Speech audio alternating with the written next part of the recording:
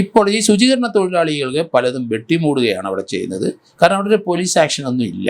കേരളത്തിലെ പോലെ ഇതുപോലെ ഉള്ള ഒരു നിയമ സംവിധാനം ഇന്ത്യയിൽ ഒരു സ്റ്റേറ്റിലും ഞാൻ കാണുന്നില്ല. സ്റ്റേറ്റുകളിലൊക്കെ പലയിടത്തും നമുക്ക് കൽക്കട്ട, ബോംബെയിലൊക്കെ ടൗണുകളിൽ ഇതുപോലെയുള്ള പോലീസിങ് ഉണ്ടാവും. പക്ഷേ ഗ്രാമങ്ങളിലൊന്നും ഒരു പോലീസിങ്ങും ഇല്ല.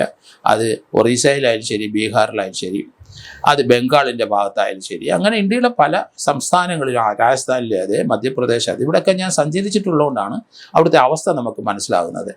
കാരണം അവിടെ ഒരു പോലീസിങ് ഇല്ല. അവിടെയൊക്കെ ചില പോലീസ് സ്റ്റേഷൻ അതിർത്തിയിൽ 10, 30, 40 മൈല്, അന്ന് മൈല് കണക്കിന് സഞ്ചരിച്ചെങ്കിലേ അവരുടെ അധികാരത്തിൻ്റെ അതിർത്തി ചെല്ലാൻ ഒക്കുള്ളൂ. പല കുന്നുകളിലും ആത്മഹത്യ ചെയ്യുന്നവരൊക്കെ ഒന്നും അവിടെ ചീഞ്ഞൊഴുകി വീഴുന്നല്ലാതെ അതിനൊരു നടപടിയൊന്നും എങ്ങും എടുക്കാൻ പറ്റുന്നില്ല. പക്ഷെ കേരളത്തിൽ അങ്ങനല്ല. കേരളത്തിൽ വളരെ വ്യത്യസ്തമായാണ്. കേരളത്തിലെ പോലീസ് സ്റ്റേഷൻ്റെ ജൂറിസ്ഡിക്ഷൻ വളരെ കുറവാണ്.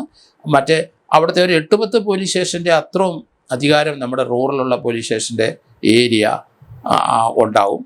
അവിടങ്ങളിൽ 10 റൂറൽ പോലീസ് സ്റ്റേഷൻ്റെ അത്രയും വിസ്തൃതി ഉണ്ടാവും അവിടുത്തെ ഒരു പോലീസ് സ്റ്റേഷന്. കാരണം കേരളം വളരെ ചെറിയൊരു സംസ്ഥാനമാണ്. മറ്റിടത്ത് കേരളത്തിൻ്റെ 10 ഇരട്ടി 20 ഇരട്ടിയൊക്കെ വലിപ്പമുള്ള സംസ്ഥാനങ്ങളാണ്.